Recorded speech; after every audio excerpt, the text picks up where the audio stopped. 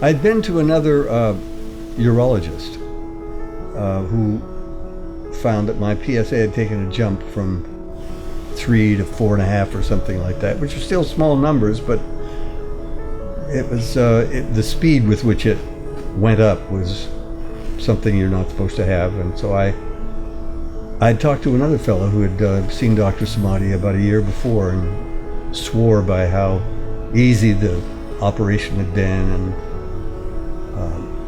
how little time he was down and away from his regular goings on. So I remembered Dr. Samadi's name, so I called up thinking it was going to be difficult to get an appointment because he's very, very well known, and I thought he might be like a celebrity doctor or something. But I got right in, and he looked at my facts and said, "You need a biopsy."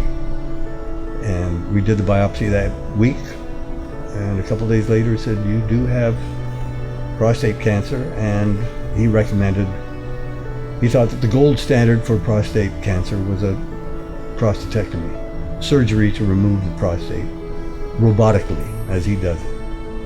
It's like arthroscopic surgery in a way. It's not an open surgery. They take some instruments and go through some holes with cameras and cutters and removers, whatever they do. And it was painless operation. He put me up in a lovely hospital room and went home the next day. There are worse cancers, there are worse experiences with cancer by far. But so if you're going to have it, I think this is the way to go. There are other options, besides surgery: radiation, seed implantation, watch and wait, see what happens, alternative medicines, and all these different things. But apparently the one with the easiest way to go through it is the robotic surgery.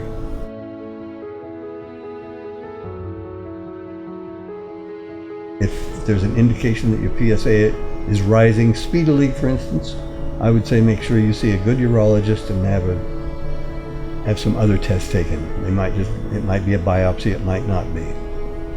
Oftentimes it's good to watch and wait, but you have to be very aware of it because it can sneak up on you. Yeah, everybody should be tested after a certain point, 50, 55, 60, unless you have some familial